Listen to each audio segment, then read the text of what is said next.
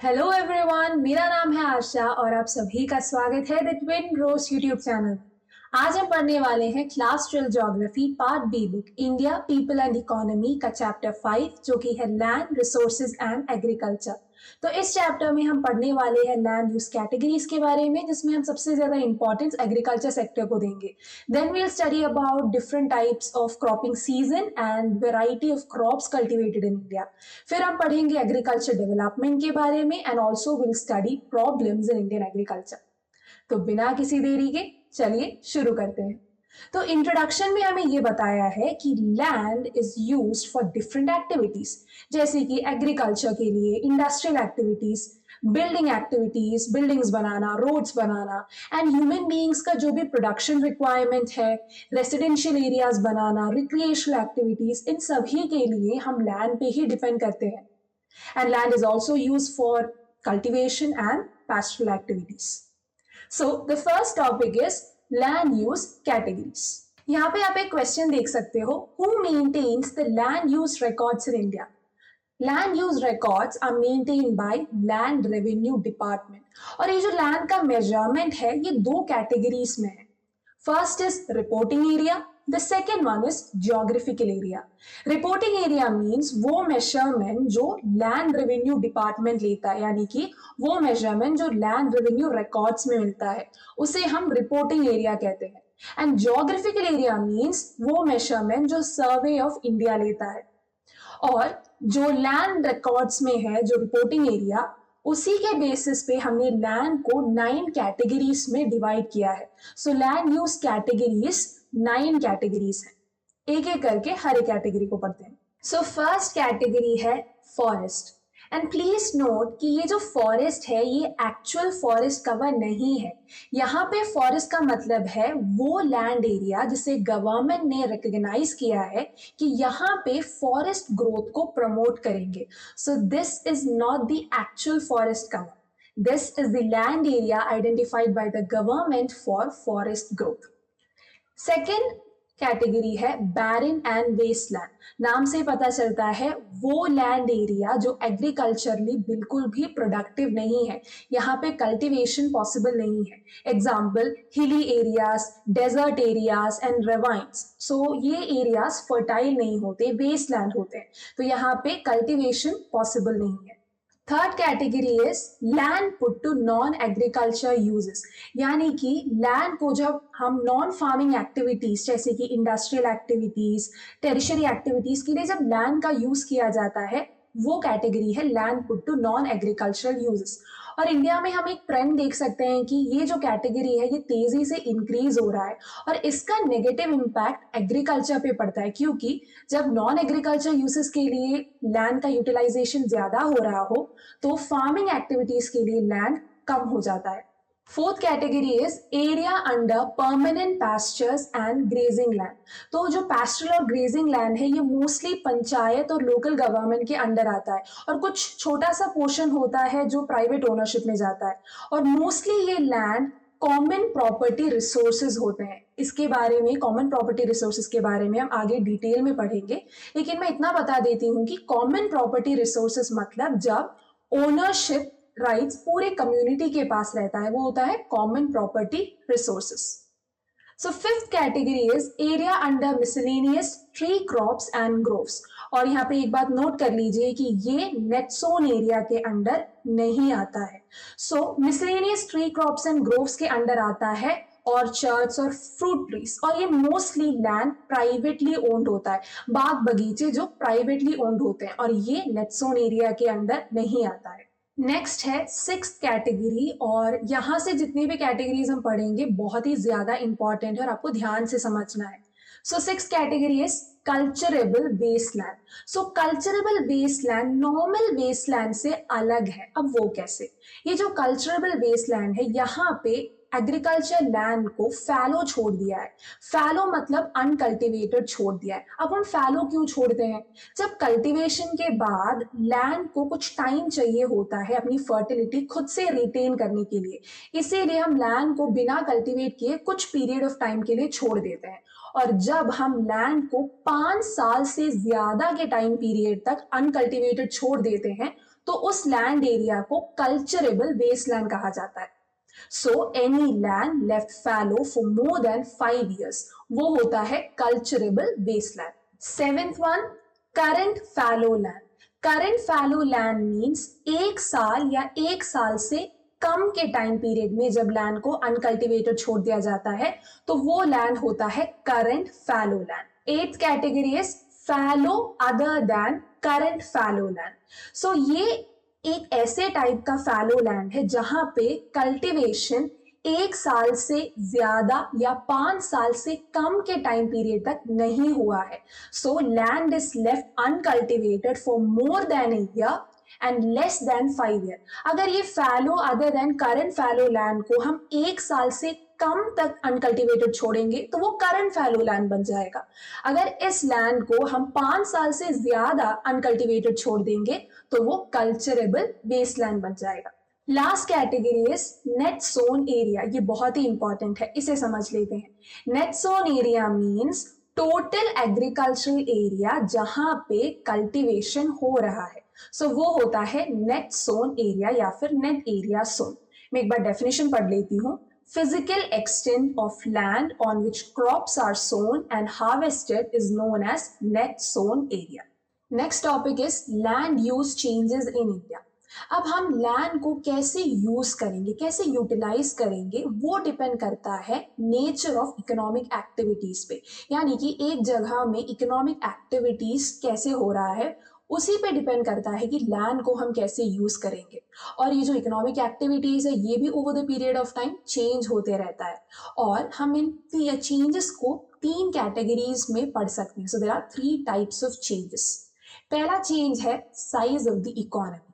हम size of the economy measure करते हैं by measuring the output of goods and services produced in the economy. अब जैसे जैसे पॉपुलेशन बढ़ता है, पॉपुलेशन का स्टैंडर्ड ऑफ लिविंग इंप्रूव होता है, इनकम लेवल इंक्रीज होता है, हम टेक्नोलॉजिकल एडवांसमेंट करते हैं, वैसे वैसे साइज ऑफ द इकोनॉमी भी इंक्रीज होने लगता है। और लार्जर इकोनॉमी मीन्स कि लैंड पे भी बहुत ही ज्यादा प्रेशर पड़ता है। It puts a lot of pressure on land. Second change is change in composition of the economy. So India का केस समझेंगे तो जो इंडियन इकोनॉमी थी एग्रेरियन इकोनॉमी थी फर्स्ट स्टेज पे, यानी कि एग्रीकल्चर सेक्टर को ज़्यादा इंपॉर्टेंस दिया जाता था। जैसे जैसे इकोनॉमी डेवलप हुई हमने इंडस्ट्रियल एक्टिविटीज़ को ज़्यादा इंपॉर्टेंस दिया, फिर सर्विस सेक्टर को ज़्यादा इंपॉर्टेंस दिया। तो ऐसे एक चेंज देखा गया from farm activities to non farm activities. और जब नॉन फार्म एक्टिविटीज़ को ज़्यादा इंपॉर्टेंस दिया जाता है तब जो लैंड अवेलेबल होता है एग्रीकल्चरल एक्टिविटीज़ के लिए वो कम होने लगता है। Third change is pressure on land for agricultural activities. So जो एग्रीकल्चर लैंड पे प्रेशर है पॉपुलेशन का वो बहुत ही ज्यादा है। इंडिया जैसे डेवलपिंग कंट्रीज का केस देखें तो इंडिया में एग्रीकल्चर सेक्टर का कंट्रीब्यूशन जीडीपी की तरफ बहुत ही कम है, लेकिन जो पॉपुलेशन डिपेंड करता है एग्रीकल्चर पॉपुलेशन वो बहुत ही ज्यादा है और धीरे धीरे कम हो रहा है। लेकिन जीडीपी का कंट्रीब्यूशन एग्रीकल्चर सेक्टर का तेजी से डिक्लाइन हो रहा है। फिर we have more mouths to feed. Population तेजी से बढ़ रहा है और इन सभी के लिए हमें फूड रिक्वायरमेंट्स, फूड सिक्योरिटी को इंश्योर करना होगा। So the number of people that the agriculture sector has to feed is increasing day by day. इसीलिए एग्रीकल्चर लैंड पे प्रेशर बहुत ही ज्यादा है। नेक्स्ट इज फिगर 5.1 को आप एक बार देख लीजिए। तो यहाँ पे हमें ये पता चलता है कि over the period of time past 50 years में इंडिया में लैंड यूज कैटेगरीज कैसे चेंज हुआ है। तो हम 1950-51 के ईयर को कंपेयर करेंगे 2014-2015 के डेटा से। तो ये जो पूरा डेटा है ये रिपोर्टिंग एरिया से लिया गया है और ये पूरा डेटा पढ़ने के बाद हमें ये पता चलता है कि 4 ऐसे लैंड यूज कैटेगरीज हैं जिनमें इंक्रीज देखा गया है और 4 ऐसे लैंड यूज कैटेगरीज हैं जहाँ पे डिक्लाइन हुआ है। तो पहले हम पढ़ेंगे वो लैंड यूज कैटेगरीज जहां पे इंक्रीज देखा गया है। So first category is land put to non-agricultural uses. So इस लैंड यूज कैटेगरी में इंक्रीज इसीलिए देखा गया है क्योंकि इंडस्ट्रियल एक्टिविटीज और टेरिशरी एक्टिविटीज का इंपॉर्टेंस बढ़ रहा है, तो इसीलिए जो भी एग्रीकल्चरल लैंड है वो भी नॉन एग्रीकल्चर यूजेस के लिए यूटिलाइज किया जा रहा है। एक और रीजन है expansion of urban and rural settlements. Next category, increase in area under forest. और ये फॉरेस्ट एक्चुअल फॉरेस्ट कवर नहीं है, और जब हम कहते हैं कि फॉरेस्ट में इंक्रीज हो रहा है इसका मतलब ये नहीं है कि एक्चुअल फॉरेस्ट कवर में इंक्रीज हो रहा है। फॉरेस्ट मतलब वो लैंड एरिया जिसे गवर्नमेंट ने रिकॉग्नाइज किया है फॉरेस्ट ग्रोथ के लिए। Third one is increase in current fallow land. अब करंट फैलो लैंड इंक्रीज होने के पीछे का मेन रीजन है इरेटिक मानसून, यानी कि इनकंसिस्टेंट मानसून। मानसून के इनकंसिस्टेंसी की वजह से लैंड को एक साल या एक साल से कम पीरियड में अनकल्टिवेटेड छोड़ देते हैं farmers. Fourth category is increase in net sown area. अब नेट सोन एरिया इसीलिए इंक्रीज हो रहा है क्योंकि जो कल्चरेबल वेस्टलैंड है, land left uncultivated for more than 5 years, culturable wasteland को भी एग्रीकल्चर के लिए यूज किया जा रहा है, इसीलिए नेट सोन एरिया में हम छोटा सा इंक्रीज देख सकते हैं। Next 4 categories that registered decline, और वो लैंड यूज कैटेगरीज है barren and wasteland, culturable wasteland and area under pasture and tree crops and other fallow lands. तो ये जो 4 कैटेगरीज हैं इनमें डिक्लाइन इसीलिए हो रहा है क्योंकि एग्रीकल्चर और नॉन एग्रीकल्चर एक्टिविटीज के लिए लैंड को यूटिलाइज किया जा रहा है, इसीलिए कल्चरेबल वेस्ट लैंड और बाकी बैरन एंड वेस्ट लैंड डिक्लाइन हो रहा है। फिर पैस्ट्रल और ग्रेजिंग लैंड भी इसीलिए डिक्लाइन हो रहा है क्योंकि एग्रीकल्चर को एक्सपैंड किया जा रहा है, इस वजह से पैस्ट्रल और ग्रेजिंग लैंड कम हो रहे हैं। Next topic is common property resources. पहले ये देख लेते हैं कि ओनरशिप के बेसिस पे लैंड को कैसे डिवाइड किया है। यहाँ पे क्वेश्चन भी है, how can you classify land according to its ownership. तो 2 कैटेगरीज हैं, पहला है private land, second one is common property resources. Private land हमें पता है ओनरशिप एक इंडिविजुअल या फिर ग्रुप ऑफ इंडिविजुअल्स के पास रहता है। सेकेंड कैटेगरी बहुत ही इंपॉर्टेंट है, common property resources. So common property resources में जो ओनरशिप है पूरे कम्युनिटी के पास रहता है, यानी कि एक कम्युनिटी के हर एक मेंबर के पास ये हक होता है कि कॉमन प्रॉपर्टी रिसोर्सेस को यूज कर सके। तो ये जो लैंड एरिया होता है ये मोस्टली ग्रेजिंग के लिए, कल्टीवेशन के लिए, मार्जिनल और स्मॉल फार्मर्स जो होते हैं वो भी कॉमन प्रॉपर्टी रिसोर्सेज पे डिपेंड करते हैं। फिर जो भी फॉरेस्ट एरिया से प्रोडक्ट्स आता है, fruits, nuts, medicinal plants, fibres, ये भी पूरी कम्युनिटी यूज कर सकती है। और कॉमन प्रॉपर्टी रिसोर्सेज विमेन के लिए भी बहुत ही इंपॉर्टेंट है क्योंकि यहाँ से जो भी फ्यूल वुड है, फ्यूल रिक्वायरमेंट है, वो भी पूरा हो जाता है। और कॉमन प्रॉपर्टी रिसोर्सेस में ओनरशिप पूरी कम्युनिटी एक्सरसाइज करती है। Example, community forest, pastoral land, village water bodies and other public spaces. Next topic is agricultural land use in India. So agriculture completely depends on availability of land. इसीलिए land का contribution agriculture sector के लिए बहुत ही important रहता है। और कोई भी लैंड नहीं, लैंड फर्टाइल होना चाहिए, और क्वालिटी ऑफ लैंड पे ही एग्रीकल्चरल प्रोडक्टिविटी डिपेंड करता है। और लैंड ओनरशिप एक सोशल वैल्यू ऐड करता है, और लैंड की ओनरशिप से एक सोशल स्टेटस भी हम डिटरमाइन कर सकते हैं, यानी कि जिसके पास ज्यादा लैंड एरिया होता है वो ज्यादा पावरफुल होता है। और लैंड रूरल एरियाज में हम ये देख सकते हैं कि लोग अपना जो ज़मीन है ये गिरवी रखते हैं और जो भी पैसे उससे मिलते हैं उससे अपना इमीडिएट रिक्वायरमेंट्स पूरा करते हैं। So land ownership has a social value, it serves as a security for credit and it also adds to the social status.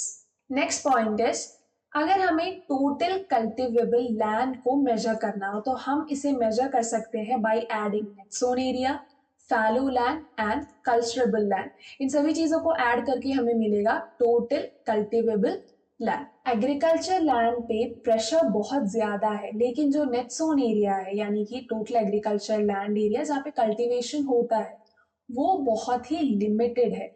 इसीलिए हमें नई टेक्नोलॉजीज और न्यू मेथड्स का यूज करना होगा फॉर इंक्रीजिंग क्रॉपिंग इंटेंसिटी। सो 2 तरह की टेक्नोलॉजीज है। पहला टेक्नोलॉजी है जो एक पर्टिकुलर क्रॉप के आउटपुट को इंक्रीज करने पे फोकस करता है। सेकेंड टाइप ऑफ टेक्नोलॉजी एक ऐसी टाइप ऑफ टेक्नोलॉजी है जहां पे हम ये फोकस करते हैं कि पूरे लैंड एरिया में थ्रू आउट द ईयर जितना भी क्रॉप कल्टीवेशन हो रहा हो उन सभी के प्रोडक्टिविटी को इंक्रीज करे। सो जो फर्स्ट टेक्नोलॉजी है जहां पे एक क्रॉप के प्रोडक्टिविटी को इंक्रीज करना हो, हम ये कर सकते हैं by using different varieties of seeds, जैसे हाई यील्डिंग वेराइटीज होते हैं राइस के, व्हीट के, ये यूज करके हम ये इंश्योर कर सकते हैं कि एक पर्टिकुलर क्रॉप का इंटेंसिटी हम ज्यादा करें। और सेकेंड टेक्नोलॉजी में हम पूरे लैंड एरिया में जितना भी क्रॉप कल्टीवेट हो रहा हो उसे इंक्रीज करने पे फोकस करते हैं। और इंडिया के केस में जो सेकेंड टाइप ऑफ टेक्नोलॉजी है ये बहुत ही ज्यादा एडवांटेजियस है, क्योंकि इस टेक्नोलॉजी की मदद से हम क्रॉपिंग इंटेंसिटी इंक्रीज कर सकते हैं, एग्रीकल्चरल आउटपुट इंक्रीज कर सकते हैं, और साथ ही साथ हम एम्प्लॉयमेंट अपॉर्चुनिटीज भी क्रिएट कर सकते हैं, जिससे जो एक इम्पॉर्टेंट इशू है अनएम्प्लॉयमेंट का उसे भी हम सॉल्व कर सकते हैं। नेक्स्ट इंपॉर्टेंट पॉइंट है क्रॉपिंग इंटेंसिटी। सो क्रॉपिंग इंटेंसिटी को कैलकुलेट करने के लिए एक फॉर्मूला है, gross cropped area divided by net sown area multiplied by 100। Gross cropped area means वो एग्रीकल्चर लैंड जहां पे 2 या 3 बार कल्टीवेट किया जाता है एक साल में। सो 2 या 2 से ज्यादा क्रॉप्स को कल्टीवेट किया जाता है, वो होता है gross cropped area. Net sown area हमें पता है टोटल अवेलेबल एग्रीकल्चर लैंड जहां पे कल्टीवेशन होता है। Next topic, cropping seasons in India. तो इंडिया में 3 क्रॉपिंग सीजन्स हैं, खरीफ, राबी एंड ज़ैद। तो एक एक करके हर एक सीजन को पढ़ लेते हैं। So first one is kharif season. So kharif season monsoon season है। इस सीजन में क्रॉप को सो किया जाता है जून के महीने में और हार्वेस्ट होता है सितंबर अक्टूबर के महीने में। और मेन क्रॉप्स हैं rice, bajra, maize, cotton, jowar, tur, groundnut etcetera. Second season is rabi season, winter season में आता है। इस सीजन में क्रॉप्स को सो किया जाता है अक्टूबर के महीने में, हार्वेस्ट होता है मार्च अप्रैल के महीने में। इंपॉर्टेंट क्रॉप्स हैं wheat, gram, rapeseeds, mustard, barley etcetera. Third cropping season है ज़ैद क्रॉपिंग सीजन, और ये समर सीजन में होता है। और जैसे ही राबी क्रॉप का हार्वेस्ट हो जाता है ये सीजन स्टार्ट होता है, और इस सीजन में क्रॉप्स को सो किया जाता है अप्रैल के महीने में, हार्वेस्ट होता है जून के महीने में। और इंपॉर्टेंट क्रॉप्स हैं watermelon, musk melon, cucumber, vegetables, food fodder crops etcetera. और ये जो डिस्टिंक्शन है क्रॉपिंग सीजन का, ये सदर्न इंडिया में नहीं है, क्योंकि सदर्न इंडिया में टेम्परेचर हाई रहता है, इसीलिए कंडीशंस ही ऐसे हैं कि पूरे साल हम ट्रॉपिकल क्रॉप्स को कल्टीवेट कर सकते हैं। इसीलिए ये जो डिवाइड है क्रॉपिंग सीजन्स का, ये सदर्न पार्ट ऑफ इंडिया में नहीं है। Next topic, types of farming. So on the basis of availability of moisture, farming को 2 कैटेगरीज में डिवाइड किया है। First one is irrigated farming, second one is rain-fed farming. First we'll study about irrigated farming. Irrigated farming के 2 type हैं। पहला है protective irrigation, second one is productive irrigation. So protective irrigation में main focus रहता है कि moisture supply को ensure कर सके। तो क्रॉप मोस्टली रेनफॉल पे डिपेंड करता है, और रेनफॉल के साथ साथ इरिगेशन भी प्रोवाइड किया जाता है ताकि एडिक्वेट सप्लाई ऑफ मॉइस्चर मिलता रहे। तो ये होता है protective irrigation. Second one is productive irrigation. So productive irrigation में इरिगेशन इसीलिए प्रोवाइड किया जाता है ताकि सॉइल मॉइस्चर हम मेंटेन कर सके, ताकि प्रोडक्टिविटी इंक्रीज हो। प्रोटेक्टिव इरिगेशन में क्रॉप्स को मॉइस्चर पहुंचाया जाता है ताकि ग्रोथ अच्छा हो और हम क्रॉप्स को प्रोटेक्ट कर सके। और प्रोडक्टिव इरिगेशन में इरिगेशन इसीलिए पहुंचाया जाता है ताकि हायर प्रोडक्टिविटी को अचीव कर सके, क्रॉपिंग इंटेंसिटी को भी बढ़ा सके। और प्रोडक्टिव इरिगेशन में पर यूनिट एरिया में वाटर का इनपुट, वाटर का सप्लाई ज्यादा होता है compare to protective irrigation. Second one is rain fed farming. So rain fed farming के भी 2 टाइप्स हैं। First is dry land farming. Dryland farming is practiced in those regions which receive annual rainfall less than 75 centimetre. वो regions जहां पे 75 centimetre से कम rainfall होता है वो होते हैं ड्राईलैंड फार्मिंग के एरियाज। और यहाँ पे मोस्टली ड्रॉट रेजिस्टेंट क्रॉप्स को कल्टीवेट किया जाता है, जैसे ragi, bajra, moong, gram etcetera. Second category is wetland farming. और वेटलैंड फार्मिंग वहां पे होता है जहाँ पे एक्सेसिव रेनफॉल है और सॉइल मॉइस्चर बहुत ही ज्यादा होता है, और ऐसे रीजन में फ्लड का प्रॉब्लम और सॉइल इरोशन भी होता है। और वेटलैंड फार्मिंग में मेन क्रॉप्स है राइस, जूट, शुगर केन, जो कि वाटर इंटेंसिव क्रॉप्स है। Next will study about food grains, oil seeds, fibre crops and other crops. तो इस टॉपिक में हम कई सारे क्रॉप्स के बारे में पढ़ेंगे। तो आई सजेस्ट कि आप एक बॉक्स बनाइए जिसमें आप फर्स्ट कॉलम में मेंशन करना सारे क्रॉप्स का नाम, सेकंड कॉलम में ये मेंशन करना कि वो खैरिफ या रैबी या जेद क्रॉप इनमें से कौन सा क्रॉप है। थर्ड कॉलम में आप कोई इंपॉर्टेंट फीचर मेंशन करना उस क्रॉप का। फॉर एग्जांपल अगर हम राइस का एग्जांपल दें तो India is the second largest cultivator of rice after China and there are wide varieties of rice. तो ये कुछ इंपॉर्टेंट पॉइंट्स है जो आप मेंशन करना। और लास्ट कॉलम में आप लीडिंग स्टेट्स, जो लीडिंग प्रोड्यूसिंग स्टेट्स हैं उस क्रॉप के, उनके बारे में भी लिखना। तो ये बॉक्स बनाने के बाद आपको रिविजन करने में आसानी होगी। सो let's start with food grains. India में फूड ग्रेन कल्टीवेशन बहुत ही ज्यादा इंपॉर्टेंट है, सब्सिस्टेंस एक्टिविटी के लिए भी और कमर्शियल एक्टिविटी के लिए भी। और इंडिया में जो 2/3 ऑफ टोटल एग्रीकल्चरल एरिया है उसमें फूड ग्रेन्स ही हम कल्टीवेट करते हैं। और जो स्ट्रक्चर ऑफ ग्रेन होता है उसके बेसिस पे फूड ग्रेन्स के दो कैटेगरीज है।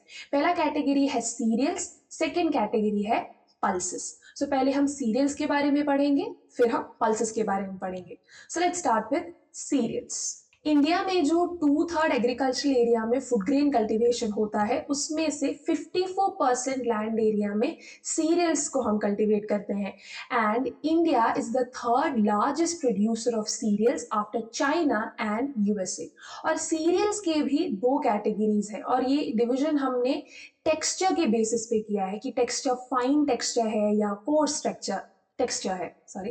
ये डिवीजन भी हमने टेक्सचर के बेसिस पे किया है कि टेक्सचर फाइन टेक्सचर है या फिर कोर्स टेक्सचर है। So first category is fine grains. Fine grains में आता है राइस और व्हीट। सेकेंड कैटेगरी है सीरियल्स का कोर्स ग्रेन्स, जिसमें आता है ज्वार, बाजरा, मेज, रागी। अब हम एक एक करके फाइन ग्रेन्स के बारे में भी पढ़ेंगे, कोर्स ग्रेन्स के बारे में भी पढ़ेंगे। सो पहला सीरियल है राइस। तो राइस एक स्टेपल फूड क्रॉप है। इसका मतलब ये है कि इंडियन डाइट का एक परमानेंट पार्ट है राइस। और राइस एक खैरिफ क्रॉप है और एक वाटर इंटेंसिव क्रॉप भी है, इसीलिए मानसून सीजन में इसे कल्टीवेट किया जाता है। और राइस की कुछ 3000 वैरायटी है जो अलग अलग क्लाइमेटिक रीजन्स में कल्टीवेट किए जाते हैं। और इंडिया में सदर्न इंडियन स्टेट्स और वेस्ट बंगाल में क्लाइमेटिक कंडीशन इतना फेवरेबल होता है कि एक साल में 3 बार हम इस क्रॉप को कल्टीवेट कर सकते हैं। यहाँ पे वेस्ट बंगाल का एग्जाम्पल दिया है। वेस्ट बंगाल में 3 क्रॉपिंग सीजन जो राइस का होता है उसे औस, अमन और बोरो का नाम दिया है। Next point, India is the second largest producer of rice and the largest producer of rice is China. और इंडिया में वेस्ट बंगाल, उत्तर प्रदेश और पंजाब लीडिंग प्रोड्यूसर्स हैं। फिर तमिलनाडु, हरियाणा, आंध्र प्रदेश, तेलंगाना, वेस्ट बंगाल जैसे स्टेट्स में भी राइस प्रोडक्शन बहुत ही ज्यादा हाई है। और पंजाब और हरियाणा जैसे स्टेट्स जहाँ पे राइस प्रोडक्शन हाई है, लेकिन ये जो स्टेट्स हैं ट्रेडिशनल राइस कल्टीवेटिंग स्टेट्स नहीं है। पहले के टाइम से यहाँ पे राइस कल्टीवेट नहीं होता था। ग्रीन रेवोल्यूशन के बाद जब इरिगेशन एक्सपैंड हुआ तब जाके पंजाब और हरियाणा जैसे स्टेट्स में भी राइस कल्टीवेशन स्टार्ट हुआ। Next is wheat. So rice के बाद सबसे ज्यादा इंपॉर्टेंट सीरियल क्रॉप व्हीट ही है।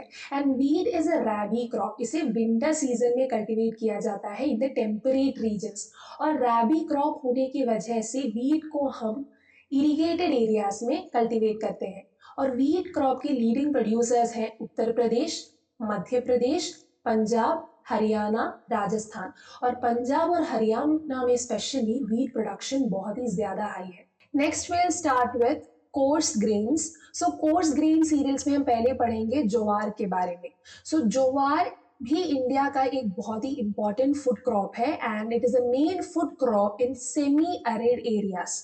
और इंडिया में सबसे ज्यादा ज्वार महाराष्ट्र में प्रोड्यूस किया जाता है and Maharashtra produces more than half of jowar production. And other leading states are Karnataka, Madhya Pradesh, Andhra Pradesh and Telangana.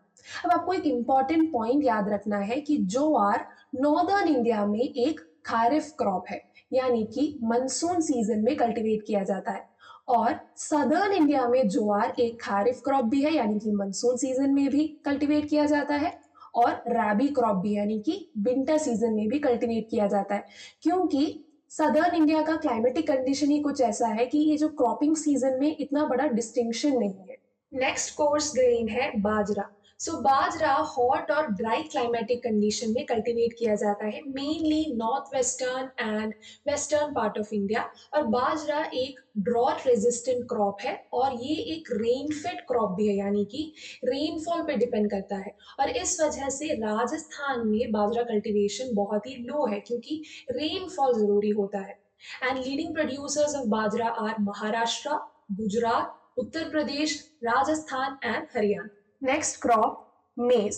सो मेज एक फूड क्रॉप है यानी कि इंडियन डाइट का पार्ट है, और ये एक फॉडर क्रॉप भी है यानी कि डोमेस्टिकेटेड लाइफ स्टॉक के लिए भी यूज किया जाता है, और ये सेमी एरिड क्लाइमेटिक कंडीशंस में कल्टीवेट किया जाता है। और maize cultivation is not concentrated in any specific region, किसी एक पर्टिकुलर रीजन में ये डिपेंड नहीं है। इंडिया में Punjab, eastern part of India, north eastern India को छोड़ के बाकी हर एक रीजन में मेज कल्टीवेट किया जाता है। And leading producers of maize are Karnataka, Madhya Pradesh, Bihar, Andhra Pradesh, Telangana, Rajasthan and Uttar Pradesh. तो हमने सीरियल्स कंप्लीट कर लिया है। Next will study about pulses. So Indian vegetarian diet का सबसे इंपॉर्टेंट कंपोनेंट होता है पल्सेस, और इंडिया पल्सेस का लार्जेस्ट प्रोड्यूसर है, और पल्सेस प्रोटीन का रिच सोर्स होते हैं। एक और खासियत है पल्सेस की कि ये लेजुमिनस क्रॉप्स हैं, यानी कि ये नेचुरल नाइट्रोजन फिक्सर्स होते हैं। और इंडिया में पल्सेस को सबसे ज्यादा cultivate Deccan region, central plateau region और north western part of India में किया जाता है। And pulses hold about 11% of total cropped area. और दो मेन पल्स क्रॉप्स हैं, ग्राम और तुर। सो पहला पल्स है ग्राम। सो ग्राम एक रैबी क्रॉप है, विंटर सीजन में कल्टीवेट किया जाता है इन दी सब ट्रॉपिकल एरियाज। और ग्राम को कल्टीवेट करने के लिए ज्यादा रेनफॉल की जरूरत नहीं है, जस्ट 1 or 2 लाइट शावर्स या फिर इरिगेशन। और ग्रीन रेवोल्यूशन के बाद ये देखा गया कि हरियाणा, पंजाब और नॉर्थर्न राजस्थान में ग्राम का कल्टीवेशन कम हो गया क्योंकि वीट कल्टीवेशन बढ़ने लगा because of green revolution. And leading producers of gram are Madhya Pradesh, Uttar Pradesh, Maharashtra, Andhra Pradesh, Telangana and Rajasthan. Gram के बाद सबसे इंपॉर्टेंट पल्स क्रॉप है तुर, और तुर रेड कलर में है इसीलिए इसे रेड ग्राम भी कहा जाता है। And tur is also known as pigeon pea. और तुर में लीडिंग प्रोड्यूसर है Maharashtra, and Maharashtra contributes about 1/3 of total production of tur. और बाकी लीडिंग प्रोड्यूसिंग स्टेट्स है उत्तर प्रदेश, कर्नाटका, गुजरात एंड मध्य प्रदेश। तो हमने फूड ग्रेन्स को कंप्लीट कर लिया है। Now will study about oil seeds. So oil seed से हम एडिबल ऑयल एक्सट्रैक्ट कर सकते हैं, और इंडिया में मेन ऑयल सीड्स है groundnut, rapeseed, mustard, soybean, sunflower etcetera. और मेजर रीजन्स है जहाँ पे ऑयल सीड कल्टीवेट किया जाता है वो है dry lands of Malwa plateau, Marathwada region, Gujarat, Rajasthan, Telangana, Rayalaseema region of Andhra Pradesh, Karnataka etcetera.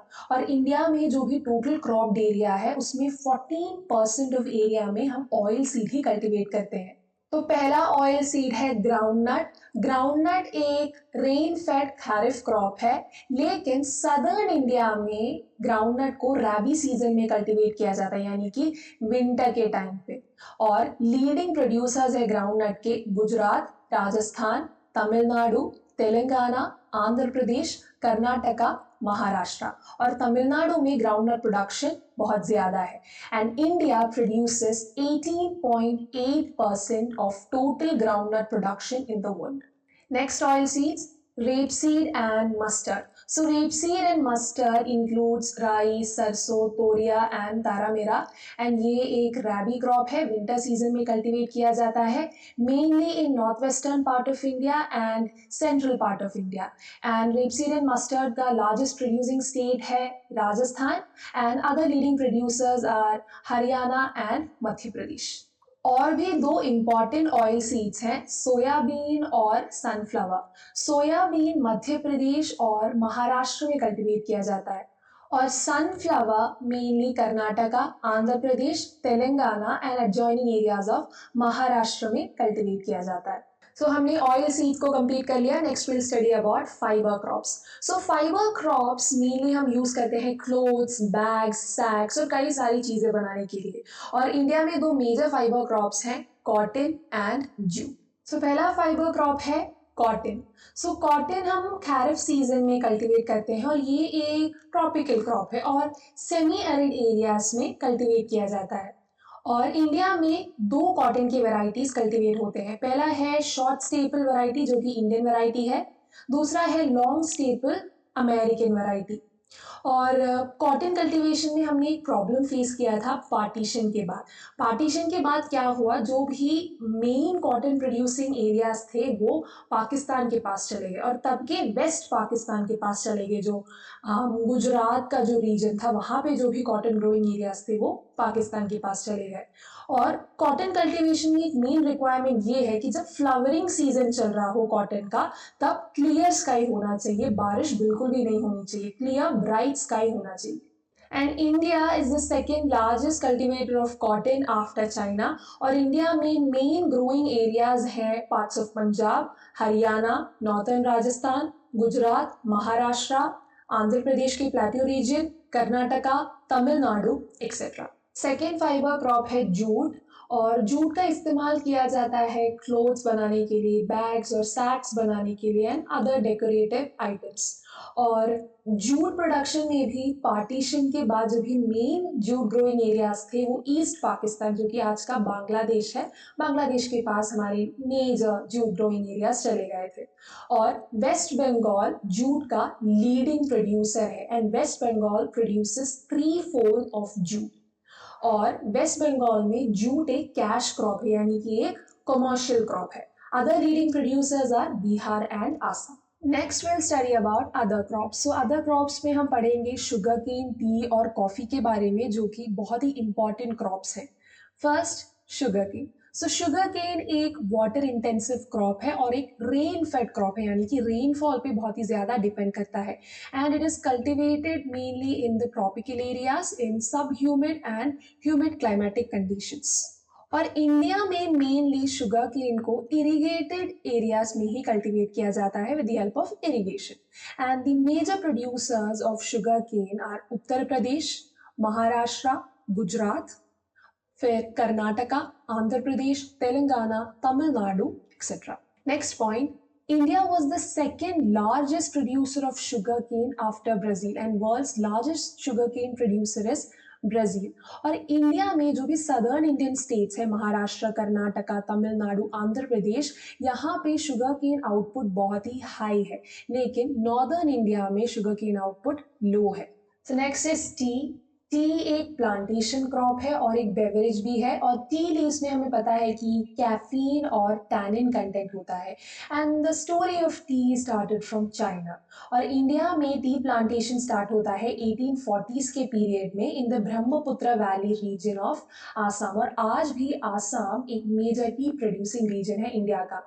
Then it spread to Himalayan region of West Bengal. और वेस्ट बंगाल में major tea plantations Darjeeling, Jalpaiguri और कूच बिहार में है. और सदर्न पार्ट ऑफ इंडिया में टी प्लांटेशंस नीलगिरी और कार्डमम हिल्स जो वेस्टर्न घाट्स में है वहां पे है. Next point, India is a leading producer of tea. और इंडिया में मेजर प्रोड्यूसिंग स्टेट्स है Assam followed by West Bengal and Tamil Nadu. Next coffee. So coffee एक प्लांटेशन क्रॉप है और कॉफी ट्रॉपिकल एरियाज में कल्टीवेट किया जाता है. और कॉफी के 3 वैरायटीज हैं, अरेबिका, रोबस्टा और लिबेरिका। और इंडिया में अरेबिका वैरायटी कल्टीवेट होती है जो सुपीरियर क्वालिटी है, और अरेबिका वैरायटी का डिमांड भी इंटरनेशनल मार्केट में बहुत ज़्यादा है। And India is the 8th largest producer of coffee. और इंडिया में कॉफ़ी प्रोड्यूस किया जाता है highlands of western Ghats in Karnataka, then parts of Kerala, Tamil Nadu. So mainly southern Indian states. And Karnataka is the largest producer of coffee. Next topic is agriculture development in India. So India में independence के पहले से ही जो agriculture था वो mainly एक subsistence activity था, यानी कि फार्मर्स जो भी कल्टीवेट करते थे अपनी फैमिली के रिक्वायरमेंट्स को मीट करने के लिए कल्टीवेट करते थे। कॉमर्शियल एस्पेक्ट्स, मार्केट में बेचना इतना ज़्यादा इम्पॉर्टेंट नहीं था। और ये भी एक वजह है कि जो एग्रीकल्चर डेवलपमेंट था बहुत ही लो था और एग्रीकल्चर प्रोडक्टिविटी बहुत ही कम थी उस पीरियड में। और पार्टीशन के बाद क्या हुआ, जितने भी हमारे इरिगेटेड एरियाज थे, cotton producing areas, jute producing areas east और वेस्ट पाकिस्तान में चले गए, जो आज के पाकिस्तान और बांग्लादेश का एरिया है। तो पार्टीशन का भी एक नेगेटिव इम्पैक्ट इंडिया के एग्रीकल्चर सेक्टर पे पड़ा। और जो इंडिया में 1940s का पीरियड था, 1950s और 1960s, इस पीरियड में वर्स्ट फूड क्राइसिस आया। और इन सभी चीज़ों को सॉल्व करने के लिए गवर्नमेंट ने ये डिसाइड किया कि वो फूड ग्रेन प्रोडक्शन को इंक्रीज करेंगे। तो पहला फोकस था कि कैश क्रॉप से एक शिफ्ट करेंगे फूड क्रॉप्स की ओर, ताकि फूड ग्रेन प्रोडक्शन इंक्रीज करे और फूड सिक्योरिटी इंश्योर कर पाए। सेकेंड मेथड था क्रॉपिंग इंटेंसिटी को बढ़ाना, सो increasing intensification of cropping area. Third method था कि जो भी कल्टिवेबल फैलो लैंड है और जो भी वेस्ट लैंड है उससे हम एग्रीकल्चरली प्रोडक्टिव बनाएं। और 1950s और 1960s का पीरियड भी बहुत ही ख़राब था, क्योंकि यहाँ पे भी फेमाइन और फूड क्राइसिस जैसी चीज़ों को हमने विटनेस किया। और इन सभी चीज़ों को सॉल्व करने के लिए गवर्नमेंट ने 2 प्रोग्राम्स भी इस पीरियड में इंट्रोड्यूस किए थे, IADP और IAAP। IADP stands for Intensive Agricultural District Program and IAAP stands for Intensive Agricultural Area Program। और मिड 1960s में बिहार में वर्स्ट फूड क्राइसिस भी आया था। इंडिया का एग्रीकल्चर सेक्टर स्टैग्नेंट था, ग्रोथ बहुत ही कम था और हम अपने फूड रिक्वायरमेंट्स के लिए यूएसए जैसे कंट्रीज पे डिपेंड कर रहे थे। और 1960s के पीरियड में वर्स्ट फूड क्राइसिस भी इंडिया ने विटनेस किया। और इन सभी चीज़ों को सॉल्व करने के लिए इंडिया ने एक ड्रास्टिक स्टेप लिया और ग्रीन रेवोल्यूशन को इंट्रोड्यूस किया। तो 1960s के पीरियड में स्टार्ट होता है green revolution. So green revolution के अंडर हमने हाई यील्डिंग वैरायटी सीड्स को यूज किया। बीट का एक वेरिएंट मेक्सिको से, राइस का एक वेरिएंट फिलीपीन से। तो ये हाई यील्डिंग वैरायटीज होते हैं, इनका आउटपुट बहुत ही ज्यादा होता है। और इन HYV सीड्स का रिक्वायरमेंट है irrigation, adequate supply of moisture, और ये पेस्ट अटैक से प्रॉन है, तो इसीलिए पेस्टिसाइड्स का यूज, इंसेक्टिसाइड्स का यूज करना, फिर केमिकल फर्टिलाइजर्स भी। और ग्रीन रेवोल्यूशन से सबसे ज्यादा फायदा पंजाब, हरियाणा, वेस्टर्न उत्तर प्रदेश, आंध्र प्रदेश, गुजरात जैसे स्टेट्स को हुआ। ग्रीन रेवोल्यूशन के वजह से फूड ग्रेन प्रोडक्शन इंक्रीज हुआ, फिर कई सारे एग्रो प्रोसेसिंग इंडस्ट्रीज और स्मॉल स्केल इंडस्ट्रीज भी आए। और ग्रीन रेवोल्यूशन के बाद इंडिया फूड ग्रेन प्रोडक्शन में सेल्फ रिलायंट हुआ। और ग्रीन रेवोल्यूशन में एक इम्पॉर्टेंट रोल HYV सीड्स ने भी प्ले किया था, और HYV सीड्स के लिए इरिगेशन एक इम्पॉर्टेंट फैक्टर है। और ग्रीन रेवोल्यूशन इंडिया में उन्हीं स्टेट्स में सक्सेसफुल हो पाया जहाँ पे ये इरिगेशन फैसिलिटीज अवेलेबल थे। तो कुछ ही एरियाज में ग्रीन रेवोल्यूशन का पॉजिटिव इम्पैक्ट दिखा। तो ग्रीन रेवोल्यूशन से हमने इवन एग्रीकल्चर ग्रोथ को नहीं देखा, तो इस वजह से रीजनल डिस्पैरिटीज भी थे। फिर आता है 1980s का पीरियड। सो 1980s के पीरियड में प्लानिंग कमीशन ने फोकस किया वो प्रॉब्लम सॉल्व करने के लिए जो रेनफेड एरियाज फेस करते हैं। रेनफेड एरियाज मींस वो फार्मिंग एरियाज जो रेनफॉल पे डिपेंड करते हैं। और 1988 में प्लानिंग कमीशन ने फोकस किया कि रीजनली बैलेंस्ड एग्रीकल्चर डेवलपमेंट को प्रमोट करते हैं, यानी कि एक इवन एग्रीकल्चरल ग्रोथ को प्रमोट करते हैं। And planning commission also focused on diversification of agriculture, different types of crops को कल्टिवेट करना, then development of dairy farming, poultry, horticulture, livestock rearing and aquaculture. फिर आता है 1990s का पीरियड एंड इस पीरियड में न्यू इकोनॉमिक पॉलिसी इंट्रोड्यूस हुआ था, liberalisation, privatisation and globalisation and the call was for a free market economy. और एलबीजी पॉलिसी ने भी एग्रीकल्चर को इन्फ्लुएंस किया। नेक्स्ट यहाँ पे दो इंपॉर्टेंट बॉक्सेस दिए हैं, आप इसे एक बार अच्छे से पढ़ लेना। So the first box talks about national mission for sustainable agriculture, NMSA। तो नाम से ही पता चलता है कि इस प्रोग्राम का मेन फोकस रहेगा प्रमोटिंग सस्टेनेबल एग्रीकल्चर। सो इस प्रोग्राम के थ्रू हम एग्रीकल्चर को ज्यादा प्रोडक्टिव, सस्टेनेबल, प्रॉफिटेबल बनाना चाहते हैं। और जो मॉडर्न एग्रीकल्चर है ये फर्टिलाइजर पे, पेस्टिसाइड्स पे, इंसेक्टिसाइड्स पे ज्यादा डिपेंड करता है और जो कि बिल्कुल भी सस्टेनेबल नहीं है। तो थ्रू दिस प्रोग्राम हम ऑर्गेनिक फार्मिंग को प्रमोट करते हैं और कंपोजिट फार्मिंग मेथड्स, फिर soil and moisture conservation methods जो कि सस्टेनेबल होता है और एनवायरमेंट पे कोई नेगेटिव इम्पैक्ट या हार्म नहीं करता। और गवर्नमेंट ऑर्गेनिक फार्मिंग प्रमोट कर रहा है थ्रू 2 स्कीम्स। पहला स्कीम है परंपरागत कृषि विकास योजना, सेकेंड वन इज राष्ट्रीय विकास योजना। Next is farmers portal of India. So farmers portal of India एक ऐसा पोर्टल या फिर एक ऐसा प्लेटफॉर्म है जहाँ पे फार्मर्स के पास एग्रीकल्चर से रिलेटेड सारा इंफॉर्मेशन रहेगा। They'll get to know about the insurance schemes, storage capacity, crops के बारे में, seeds, pesticides, machineries, फिर फर्टिलाइजर्स के बारे में और उनका मार्केट प्राइस, इन सभी चीज़ों के बारे में। और जो भी गवर्नमेंट प्रोग्राम्स और वेलफेयर स्कीम्स ला रहे हैं फार्मर्स के लिए, फार्मर्स के पास इन सभी प्रोग्राम्स का भी इंफॉर्मेशन रहेगा। Next topic is growth of agricultural output and technology. हम पास्ट 50 ईयर्स इंडिपेंडेंस के बाद से हम ये देख सकते हैं कि एग्रीकल्चरल आउटपुट इंडिया में इंक्रीज हो रहा है और टेक्नोलॉजिकल एडवांसमेंट भी एग्रीकल्चर सेक्टर में हो रहा है। क्रॉप्स जैसे rice, wheat, sugar cane, oil seeds, cotton, इन सभी का प्रोडक्शन इंक्रीज हो रहा है, इरिगेशन एक्सपैंड हो रहा है, we are using high yielding variety seeds, chemical fertilisers, pesticides, modern machinery, इन सभी की मदद से एग्रीकल्चर सेक्टर को मदद मिल रही है। Next topic, problems of Indian agriculture. So Indian agriculture में कुछ जनरल प्रॉब्लम्स हैं और कुछ रीजन स्पेसिफिक प्रॉब्लम्स हैं। एक एक करके हर एक प्रॉब्लम को अच्छे से समझ लेते हैं। फर्स्ट प्रॉब्लम है dependence on erratic monsoon. So India में सबसे ज्यादा ट्रेडिशनल फार्मिंग को प्रैक्टिस किया जाता है। ट्रेडिशनल फार्मिंग में फार्मर्स रेनफॉल पे डिपेंड करते हैं और इंडिया में इरिगेशन जब मॉडर्न एग्रीकल्चर में इंट्रोड्यूस हुआ तो सिर्फ 33% of cultivated area he irrigation cover करता है। मेजॉरिटी आज भी रेनफॉल पे ही डिपेंड कर रहा है और जो भी लो रेनफॉल वाले एरियाज हैं वो एरियाज ड्रॉट प्रोन एरियाज होते हैं, तो वहाँ पे कल्टीवेशन बहुत ही मुश्किल हो जाता है। और ऐसे एरियाज जहाँ पे एक्सेसिव रेनफॉल है, हाई एनुअल रेनफॉल है, वहाँ पे फ्लड का खतरा रहता है और फ्लड की वजह से पूरा क्रॉप खराब हो जाता है। और ऐसा नहीं है कि जो एक्सेसिव रेनफॉल वाले एरियाज है वहाँ पे एक स्टेडी ग्रोथ होगा।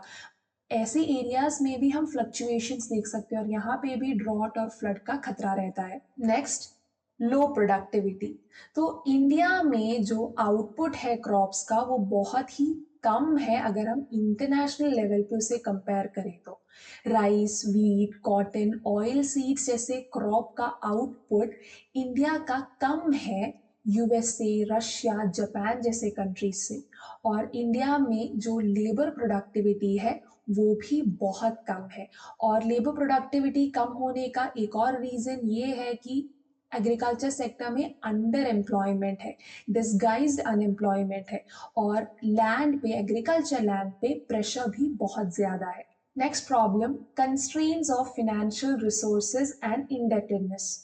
सो जो मॉडर्न एग्रीकल्चर में जो भी इनपुट्स होता है वो बहुत ही महंगा है। सीड्स, फिर फर्टिलाइजर्स, इंसेक्टिसाइड्स, पेस्टिसाइड्स और जो मॉडर्न मशीनरी है ये बहुत महंगा होता है। मार्जिनल और स्मॉल फार्मर्स जिनके पास इतना रिसोर्स नहीं होता एग्रीकल्चर में इन्वेस्ट करने के लिए, उन्हें बहुत सारे प्रॉब्लम्स को फेस करना पड़ता है।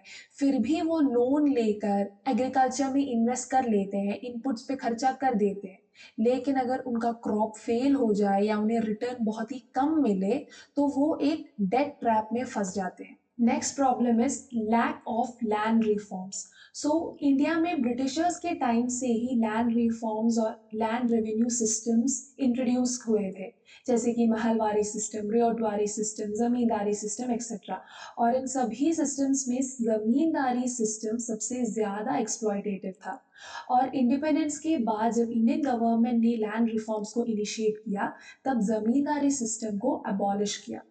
और जो भी रिफॉर्म्स इंडिपेंडेंस के बाद आए, इन रिफॉर्म्स ने इतना बड़ा इम्पैक्ट क्रिएट इसीलिए नहीं किया क्योंकि अच्छे तरीके से ये रिफॉर्म्स इम्प्लीमेंट ही नहीं हो पाए। जो भी जेन्युइन एफर्ट्स गवर्नमेंट ने लिया था वो फार्मर्स तक कभी पहुंच ही नहीं पाया। और इसके पीछे एक मेन रीजन है, जो भी रूरल एरियाज में, विलेजेस में जो भी लैंडलॉर्ड्स थे वो पॉलिटिकली बहुत ही एक्टिव थे और उनके पास बहुत ही ज्यादा पॉलिटिकल पावर था और वो इन्फ्लुएंस कर रहे थे। ऐसे रिफॉर्म्स जो लैंडलॉर्ड्स का पावर थोड़ा कम कर देंगे और पेसेंट्स को ज़्यादा हेल्प देंगे, ज़्यादा सपोर्ट करेंगे, ऐसे रिफॉर्म्स को लैंडलॉर्ड्स इंट्रोड्यूस नहीं करना चाहते थे। सो इस वजह से लैंड रिफॉर्म्स जो भी जेन्युइन एफर्ट्स थे वो कभी पेसेंट्स तक पहुंच नहीं पाए, इसीलिए इम्प्लीमेंटेशन ठीक से नहीं हो पाया। Next problem is small farm size and fragmentation of land holdings. So India में सबसे ज़्यादा स्मॉल और मार्जिनल फार्मर्स है और इनका जो फार्म साइज है बहुत ही कम है। और इंडिया में एक और प्रॉब्लम है फ्रैगमेंटेशन ऑफ लैंड होल्डिंग्स, यानी कि जो भी एग्रीकल्चर लैंड है टुकड़ों टुकड़ों में है, अलग अलग ओनर्स हैं। तो इंडिपेंडेंस के बाद जब लैंड रिफॉर्म इंट्रोड्यूस किया तब कंसोलिडेशन ऑफ लैंड को भी प्रमोट किया। कंसोलिडेशन ऑफ लैंड मीन्स जो भी टुकड़ों टुकड़ों में एग्रीकल्चर लैंड है इन्हें साथ में लाना, कंसोलिडेट करना। तो कुछ ऐसे स्टेट्स थे जहां पे कंसोलिडेशन ऑफ लैंड इम्प्लीमेंट ही नहीं हुआ और कुछ ऐसे स्टेट्स जहां पे ये कंसोलिडेशन एक्चुअली इम्प्लीमेंट हुआ वो भी सक्सेसफुल नहीं हो पाया क्योंकि जब next generation I, next generation of owners जब आए तो वो कंसोलिडेशन नहीं चाहते थे, तो उन्होंने अपना अपना लैंड अलग कर लिया, तो फिर से फ्रैगमेंटेशन स्टार्ट हो गया। नेक्स्ट प्रॉब्लम है lack of commercialisation. So Indian farmer सबसे ज़्यादा इंपॉर्टेंट सबसिस्टेंस एक्टिविटी को देते हैं, यानी कि जो भी क्रॉप्स वो कल्टीवेट करते हैं अपने और अपने फैमिली के नीड के लिए करते हैं। तो कमर्शलाइजेशन इतना इम्पॉर्टेंट नहीं रहता और फार्मर्स के पास जो स्मॉल ऑफ मार्जिनल फार्मर्स होते हैं उनके पास इतना रिसोर्सेज भी नहीं है कि वो कमर्शलाइजेशन में इन्वेस्ट कर सके। और इंडिया में मॉडर्नाइजेशन और कमर्शलाइजेशन सबसे ज़्यादा उन स्टेट्स में है जो ग्रीन रेवोल्यूशन के मेन बेनिफिशियरीज थे और जहाँ पे इरिगेटेड लैंड हो। Next problem, vast under employment. So under employment means agriculture में डिस्गाइज्ड अनएम्प्लॉयमेंट है। और डिस्गाइज्ड अनएम्प्लॉयमेंट का मतलब होता है कि ज़रूरत से ज़्यादा लोग एग्रीकल्चर में इन्वॉल्व है। अगर एक लैंड को कल्टीवेट करने के लिए सिर्फ 4 लेबरर्स की ज़रूरत है लेकिन वहाँ पे 8 लोग काम कर रहे हैं, तो वो जो 4 एक्स्ट्रा वर्कर्स है उनका जो लेबर है वो वेस्ट जा रहा है, वो अंडर एम्प्लॉयड हो गए हैं। So this is disguised unemployment. फिर एक और टाइप है सीजनल अनएम्प्लॉयमेंट। कुछ पर्टिकुलर सीजन्स होते हैं जब कल्टीवेशन नहीं हो रहा होता है, तब फार्मर्स के पास काम नहीं होता, तो वो माइग्रेट करते हैं, अर्बन एरियाज में जाते हैं और वहाँ पे जाके काम करते हैं और जब सीजन हो जाता है कल्टीवेशन का वापस आ जाते हैं। सो अंडर एम्प्लॉयमेंट और सीजनल अनएम्प्लॉयमेंट भी एक प्रॉब्लम है। Next problem, degradation of cultivable land. जो मॉडर्न एग्रीकल्चर में इनपुट्स हैं उन्होंने हमारा काम आसान कर दिया है, लेकिन वो एग्रीकल्चर प्रोडक्टिविटी पे, लैंड की फर्टिलिटी पे और एनवायरनमेंट पे नेगेटिव इम्पैक्ट डालता है। Excessive irrigation leads to alkalization and salinization. Over dependence on chemical fertilizers, pesticides, insecticides, ये सारी चीजें लैंड की फर्टिलिटी पे नेगेटिव इम्पैक्ट डालती है। और जो भी लेजुमिनस क्रॉप्स हैं उनका कल्टीवेशन भी हमने कम कर दिया है। और जो लेजुमिनस क्रॉप्स होते हैं वो नेचुरल नाइट्रोजन फिक्सर्स होते हैं। और इंडिया में रेन फॉल की इनकंसिस्टेंसी भी बढ़ती जा रही है। तो ये सारे प्रॉब्लम्स हैं जो एग्रीकल्चर सेक्टर फेस कर रहा है। और एक्सेसिव यूज ऑफ इरिगेशन और केमिकल फर्टिलाइजर्स की वजह से एनवायरमेंट पे भी नेगेटिव इम्पैक्ट पड़ता है। So this was chapter 5, land resources and agriculture. अगर आपको कोई भी डाउट हो तो आप कमेंट सेक्शन में पूछ सकते हो। आई रियली होप कि आपको अच्छे से समझ में आ चुका होगा। आप ट्विन ब्रोस का डिस्कॉर्ड सर्वर और टेलीग्राम ज्वाइन कर सकते हो ताकि आप भी ह्यूमैनिटीज की एक स्ट्रॉन्ग कम्युनिटी से कनेक्टेड रहो। जल्दी ही मिलते हैं नेक्स्ट चैप्टर के एक्सप्लेनेशन के साथ। बाय।